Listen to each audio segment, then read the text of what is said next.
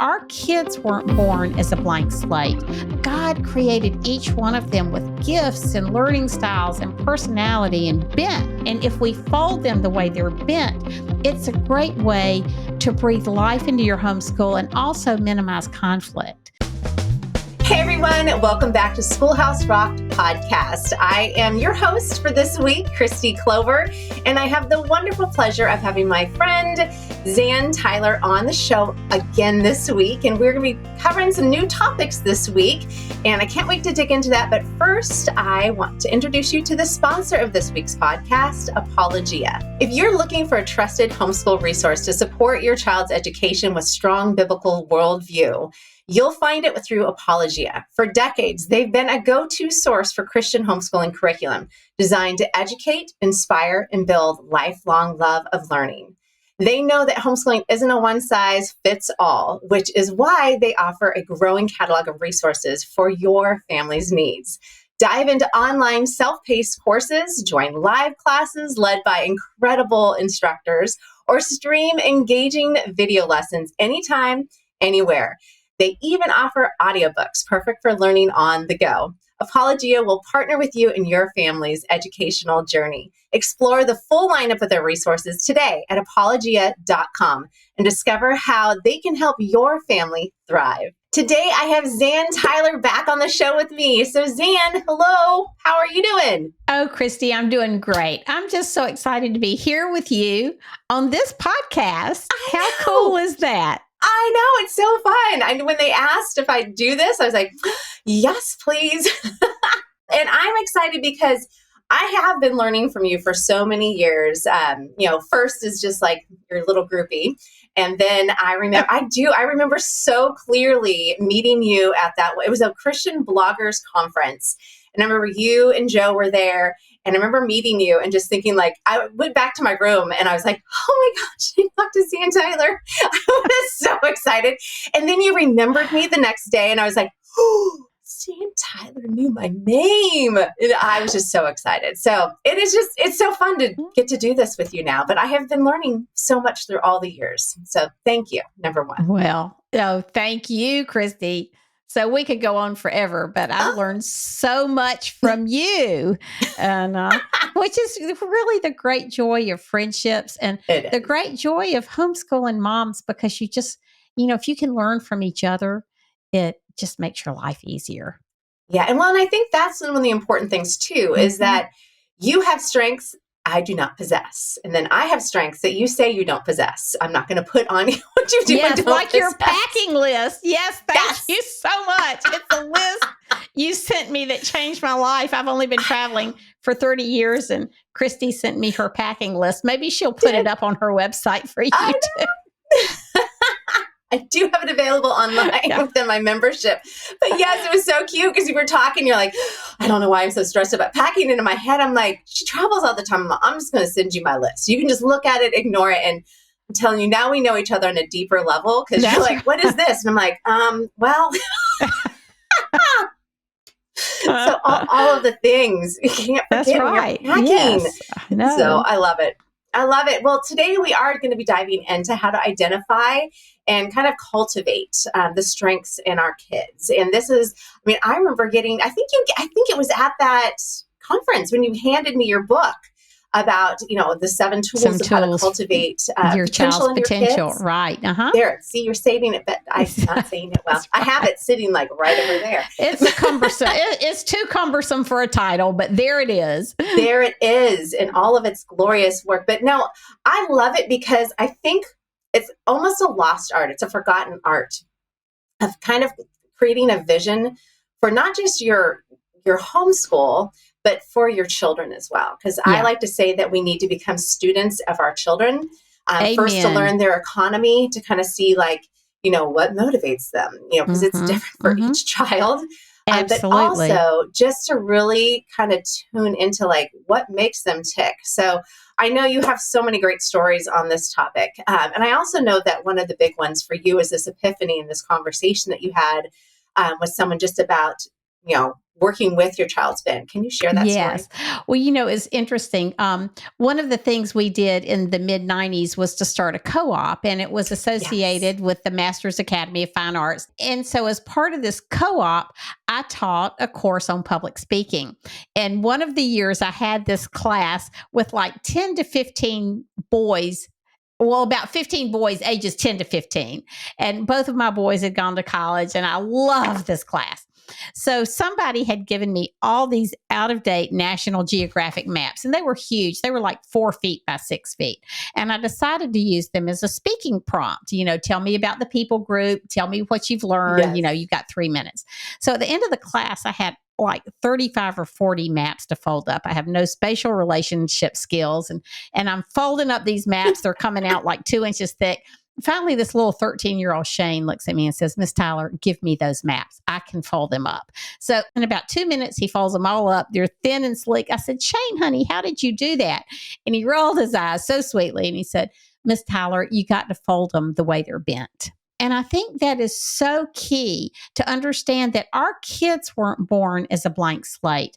God created each one of them with gifts and learning styles and personality and bent the way. And if we fold them the way they're bent, it's a great way to breathe life into your homeschool and also minimize conflict.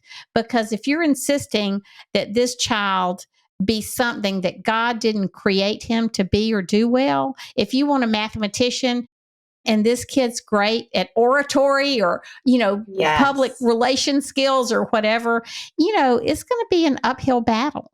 So I think when we discover, it was like when I discovered Ty's learning style that day as being auditory kinesthetic, it's freedom. And so it's just like you say, the biggest thing we can do is become a student of each child because no two of our kids are alike. And that to me is the glorious freedom and flexibility of homeschooling is that we can, we still may teach them all the same subjects, but it's from a different vantage point and they will assimilate it in the way God made them to take that knowledge and use it. Oh yeah. And I think this is one of the big secrets of homeschooling, and it shouldn't be a secret. Right. This is why, I have 101 reasons why we homeschool, but this is a big one. And it's interesting to see because I homeschooled my boys, all of my kids, but I homeschooled my two oldest boys pretty much from kindergarten, first grade, all the way through graduation. And so now I get to see, what all this work looks like now in their adulthood. And it is so cool. Like I stopped at some point, I stopped pushing because I was like, you know what? Yes, we need to do some math, but if math's not your bend, then let's find something that works and we can fulfill that math. But you want it, like my oldest, go read, go write. He loved it. And I was like, I don't have to push this. So I was crazy and wild. I stopped giving him a curriculum his last 2 years of high school because he was doing it. He wrote 2 novels by the time he was 17. And he was reading. He had a book list it was longer than the one I would have given him. So I was just go do your English thing.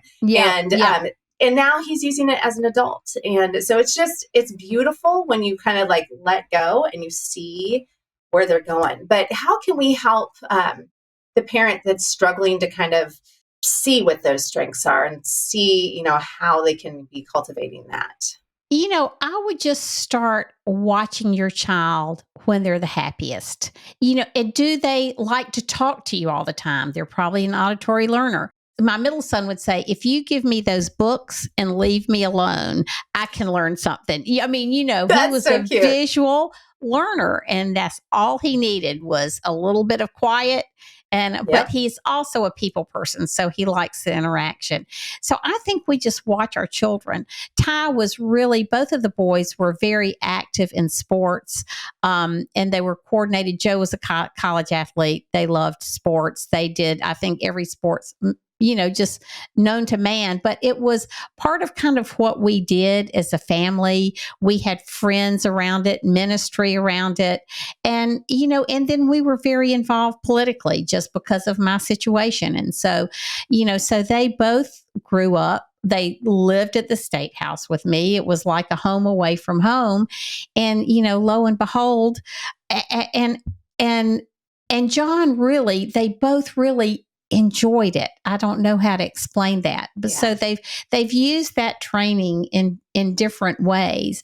Lizzie loved the fine arts. And so by the time she got in high school, we were spending, she was spending 30 or 40 hours a week on the fine arts. We did not want her to go to our governor's school for the arts. That just wasn't our goal in homeschooling. And a lot of friends were going there.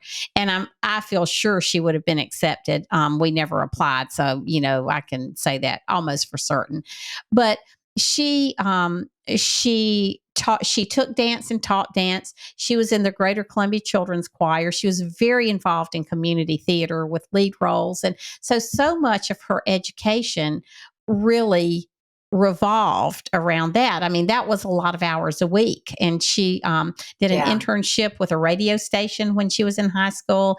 And that really whetted her interest. And she grew up with cameras in our living room. She understood the importance of the media in framing an issue, which is what she grew up to do. And so I just think you just watch your kids. What makes them tick? What do they love? Are they an introvert? Do they get their energy from being alone? Or are they an extrovert? Do they get their energy from being with people? And we can't let our children live as hermits, but we can find ways to let them have the quiet and solitude they need, and then find ways for them to function with people, in a collaborative sense, even if it's just playing outside. So I just think watch your kids. What do they ask you? What do they want to do? What are they asking about being involved in? Or, what do they want to read about? I would ask the question, what's one thing you would like to study or learn? And you just learn a lot from questions like that. Oh, it's so true. So true. And it goes back to, we're going to make a list, Zan. We're going to make a list. Yes. Lists are good. I did have so many lists of all the things. So let me just tell you, don't do what I did. All the things my kids did so many great things that they loved and read books. And I had lists, but I didn't always have my list together. Yes. Keep your list together, and I can help with that. Yes. So you'll need that one day. Yes. And when they're getting ready to go to the military, college, career, start their own business, you want all of their, the things you've done that are meaningful in writing somewhere. And and the other thing I would say is serve together as a family. I talked about not being the most consistent person, but the one thing we consistently did was have, I hate the word service project because it makes people sound like projects. I don't mean it that way. But, we spent a lot of time working and being with the widows in our church. And then we spent 6 or 8 years working in an inner city ministry where we all tutored together. The kids tutored. Each of the boys had a young man they tutored, or a little boy they tutored. And then Lizzie and I tutored a little girl together for 6 or 8 years. And it's just, those are some of our greatest memories as a family, is doing things like that together. So, and sometimes they'll serve the way you serve. What are you doing? Take them with you. And other times they'll have their own ideas about things they would like to do. But I think that's one of the most life-giving, life-changing aspects of homeschooling. I love it. And I want to hear more, but we're going to take a quick break to hear from our sponsors. Homeschooling is a big responsibility. With BJU Press, you can feel equipped to give your children not just an education, but a foundation for life. Children learn in different ways, and BJU Press lets you adapt to their unique learning styles. And you'll love the community of other homeschool moms who use BJU Press. They've been where you are, and they're full of advice, encouragement, and practical tips. And when you need even more help, there's the Homeschool Hub, which keeps families organized with easy lesson planning, calendars, and even grading tools. To learn more, visit bjupresshomeschool.com. Have you tried CTC Math yet with your child? Here's a testimonial from another happy homeschool mom. Amber said, "I'm absolutely thrilled with CTC Math. It's a rare find that I've used with my children for more than 5 years now. I have 6 children using CTC Math, and each child has found it easy to navigate and very applicable. Thank you so much for all that you are doing in providing quality math lessons for my children." If you're looking for a great online math program, visit ctcmath.com. That's ctcmath.com. Well, welcome back, everyone. And we are still here talking to Zan Tyler all about how to discover. That was the first part of this episode, is how to discover the strengths and interests of our kids. And so now we're going to talk a little bit more about how to cultivate those things. Now, Zan, you already was talking about service projects and things like that. But when we start kind of discovering these bends in our kids, how can we try to bring in some like lifelong application? So what are some things we can do that can help kind of cultivate like how they can apply this in adulthood? I'll just give a couple of examples from our lives. First of all, I think sometimes I love this educator. And I just have to say, I love my work with BJU Press Homeschool, and I used their curriculum a lot. We integrated it. We did a lot of creative things with it. We did a bunch of ages together with it, so we did a lot of things like that. But there's a Christian educator named Ray Vanderlaan, and he said the books we choose are our curriculum and the interruptions God brings are his curriculum. And so we spent a lot of time at the legislature, and I would come home and just weep over the schoolwork we didn't get done. I mean, this was a big deal for me. We were losing a lot of days over a lot of years. And then it's interesting because both of the boys, Lizzie got more involved in the journalistic part of that. How did that play out? And that really did shape what she wanted to do, when she finished college as a career. But the boys spent their time in the legislature. And so Ty learned sales skills. Like, we're in the legislature one day, he's maybe 12, and we're walking up the stairs, and one senator, he says, "Hey, Senator Smith." And he says, "Hey, Ty." And I say, "Ty, how do you know him?" And he says, "Well, Mom, we live here. I know people." Oh my gosh. It was such a mess. I said, "I need his vote." And he won't. I can't get him to vote for us. So Ty takes off, and he goes down the stairs, and he grabs this man's hand, and he brings him upstairs, and he says, "We're going up to the lobby," the lobby. And he says, "Senator Smith," this is not his real name. He said, "I want you to meet my mom. My mom is so sweet. You really need to vote for her bill. Mom, tell him about your bill." Well, then we struck up, a friendship. He voted with us. But that was Ty. He was the people person, always connecting people. And he's still in sales to this day, and he connects people. John became very close to Mike Ferris, who is president and founder of HSLDA. And he spent a lot of time watching court cases unfold in the legislature with me.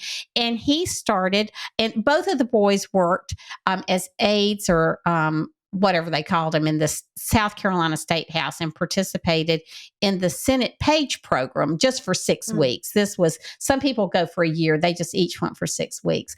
But so John had always wanted to be a doctor or an oral surgeon, I think more specifically. But the more work he did in the Senate, one of the senators that was the sponsor for all our homeschool legislation said, "John, I really think you need to go to law school." And he did. And so all of these experiences John gained in law. 2 years ago, when we elected our new state superintendent of education, she appointed him as chief legal counsel for the State Department of Education in South Carolina. Oh my goodness. That's so cool. So now here he is. He was homeschooled, never in a public school classroom. He homeschools his 4 kids. And yet this is the place where the Lord took all that experience that I viewed as an interruption at the time and gave him great guidance through that. And so it's interesting how, as we, that verse that says, make disciples of all the nations, the pastor friend of mine shared is, as you are going, make disciples. As we are living our lives and doing the things God has called us to as parents and families, then I think we're discipling our kids, and it looks different for each one of them. They each have different spiritual gifts. They each have different callings on their lives. Some are STEM kids, some are free spirits and entrepreneurs. It's just, with homeschooling is glorious because, I really believe God is the ultimate superintendent of education. And He superintends, and He wants to do glorious things for our children. He wants to open doors for them. He wants to see them productive for His kingdom. And so we just work with Him, and somehow it's just an amazing way. I just love the time I had with my kids, watching their lives unfold, watching their interests unfold, and being able to shepherd that and curate that just a little bit, Oh, I love it. I love it. That's so encouraging, because I think we forget as parents sometimes, because we're like, homeschool, get things done, like, take care of the house, make dinner, all of the to-dos we do as parents. Yes. And we forget that we have this glorious ministry right in front of us. And homeschooling is probably the best discipleship tool we can use for our kids. That's right. It's beautiful to see how God does curate that, how God does bring all those things together. And, I like to say that He doesn't waste a thing. Like absolutely. Yes. Oh, yeah. The older I get, I just see how He does that. He weaves everything together. Things that I'm like, well, just little insignificant things. I'll laugh because I'll be asked to help with something. I'm like, who knew that this skill that I learned all those years ago was preparing me for this moment? Yes. Ben Carson says God never wastes any knowledge that He gives you. And it's so true. It's so true. And, I think one of the things I love about homeschooling too is we can really focus on our kids' spiritual gifts. It's really exciting to see our kids grow spiritually too, and to be able to, have a little hand in shepherding those gifts and pointing them in the right direction when it comes to ministry and service. Yes, absolutely. Well, I feel like I could talk to you forever. I think we only have a few more minutes left in the show, but can you just give like a couple quick just tips on how, because I can see people listening to this and going, wonderful. Well, I shall add this and this and this to our schedule. And I did an episode with Yvette all about like burnout and things like that. Yes. And so can we just a couple quick tips on how parents can slow it down a little and make sure they don't overwhelm? I think we all need to find our own rhythm. Everybody's got a different life rhythm and spiritual rhythm, and how we gain energy and how we burn out. And I think we need to know ourselves. And homeschooling, so I did a whole book on homeschool burnout. And I always say, if you've homeschooled for more than 3 hours, you've experienced burnout. It's hard because you're giving of yourself all the time. And we need to make sure that we're supplying ourselves, from the one who gives us strength and loves us and gives us energy. And so, I think it's a lot of give and take. And you try one thing, it doesn't work, you try another thing. Sometimes you pull back for 6 months and say, we're home, no co-ops, no this, no that. And then other times you go full strength, just full speed ahead. And most of us gained our energy from people and from being out. And so that sort of set the tone for who we were as a family. But that's who we were as a family. And, so you've got to find out who you are as a family and how, that's what discipleship is. Jesus could have had any curriculum in the world to disciple people with. He was the same yesterday, today, and forever. He knew every Sunday school curriculum that's ever been written. But what did He choose? He chose to invest his life in the disciples. They spent 3 years together, ministering together, cooking together, traveling together, fussing together.